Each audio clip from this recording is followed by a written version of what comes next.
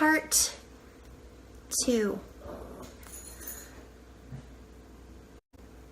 of really just survival during when things are hard. You know, I'm not the expert on this. I'm one person. I am a wife. I'm a mom. I'm a woman who just happens to do counseling for my everyday work. But I'm really just speaking from one person to another about my observations and what gives me hope and peace and comfort during times of hard. You see, our community is still in the midst of hard. I can feel it. I feel it within my own brain and my own body.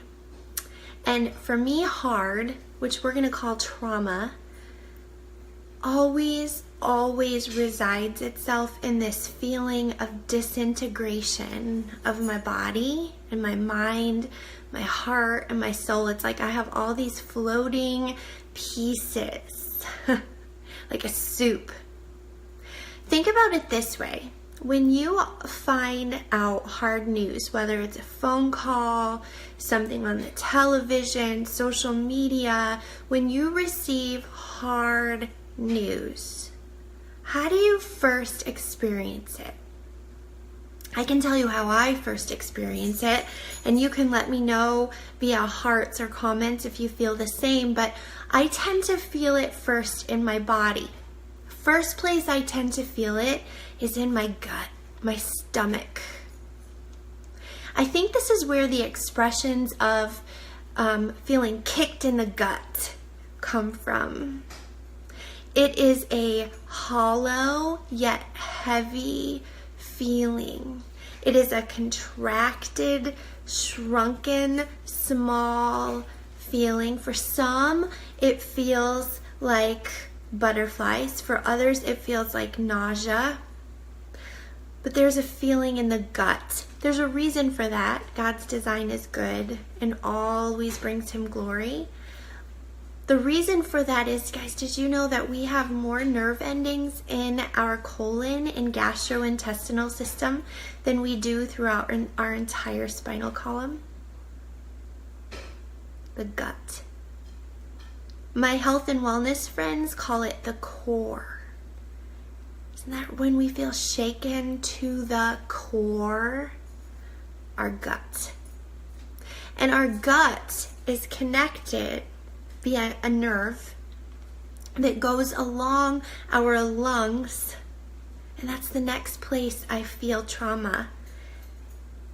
It catches your breath like you can't breathe. It makes you hold and constrict your breath. Well, in this place of heavy constriction, usually where we can't utter words. This isn't a place of feeling sense, a knowing sense. It's in the lower brains part of us where we can't utter words. There are no words. There is no connection. It's, like I said, disconnection and floatiness. Here's what we can do. I've told this story before, but I think that it maybe hasn't been so important as it is right now today. So I'm going to tell you a story, and I want you to listen with your heart space. Not so much your head space. Listen from your heart space. Here's a story. I think some of you know it. The story is this. One time, a long time ago, because that's how the most beautiful stories always begin, a long time ago, there was a maker, an artist. He loved to create. He loved to take his vision from his mind, and he loved to use his hands and his body as means of expression. And this artist loved to create. And more than just loving to create, he loved his creation. So once upon a time, a long time ago, this artist created all sorts of things on a cosmic level. He created, in fact, he created the cosmos. He created the stars and he spoke them into being, the stars and the moon and the sun. He spoke and there they were. And they were beautiful because they reflected his artistry. And he created other things. He created trees with leaves. He created trees with fruit and nuts. He created ground and grass and weeds and flowers. He created water and he divided the sky from the water. And every time he did this thing, he created and he said it was good.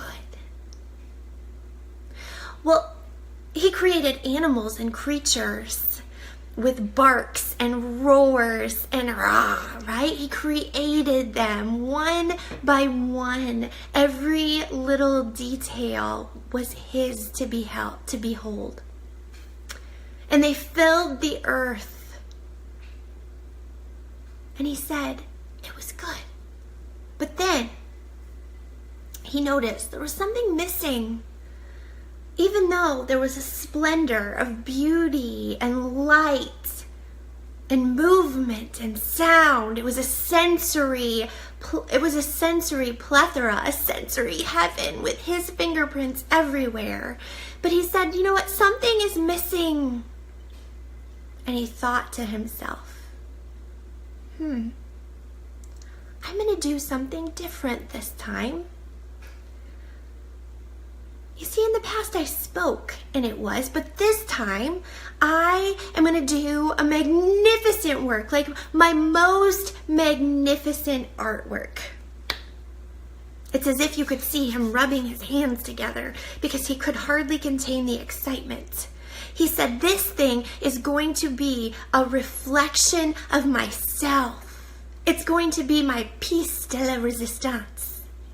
And so he leans down and he forms from the earth with his hands. And he creates out of the clay. He creates fingers. He creates ligaments and joints. He creates skin and flesh, wrinkles and smile and laugh lines. He creates hair, and with each hair and each eyelash, he bends low and close because he wants to get every detail just right. And can you imagine the touch as he creates and he molds? And after he has created every crevice, every part, he leans back and he says, now I'm going to do something so special. And instead of speaking this creation into being, he does something profoundly more powerful. You see, the maker bends low to the earth with his nose in his mouth, connecting to his creation. And he breathes a deep breath in, and he exhales all from the goodness of his spirit into his creation, and life is created with his breath inside.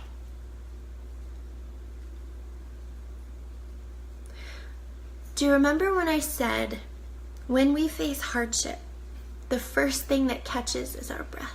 It's the first point of disconnection. I want you to think that in the hard, when you're disconnected and there are no words that can be spoken, words do not need to be spoken.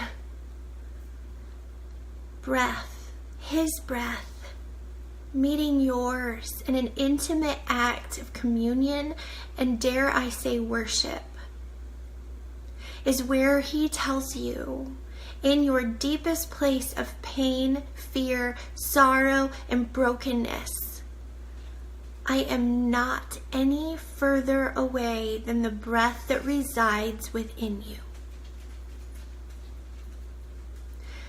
And he says, "Oh, dear one, that was formed from my hands, for which I knew every day, every pain, every sorrow, every hope, every joy that you would ever face. And oh, dear one, who I have made a promise that I will make every broken place new.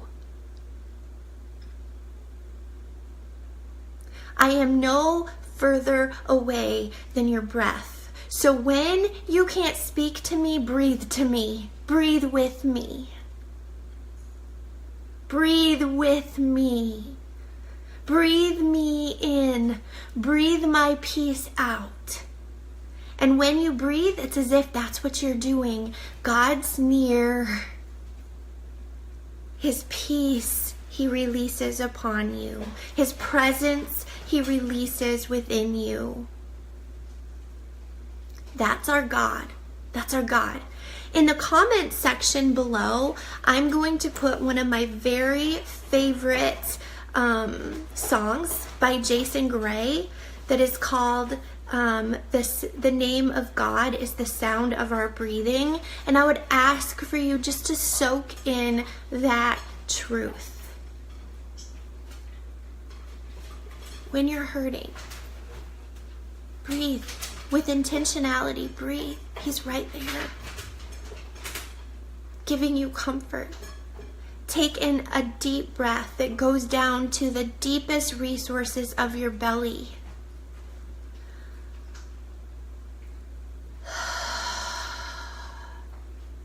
And know he is with you. He has not abandoned you. He has not left you in your sorrow. He is right there, deep within you. Yesterday we talked about how he holds our hands. Today is about how he's in our breath. You are so dear. You are so loved by him. Go in his peace. Know his love. And live it out. Thanks, guys.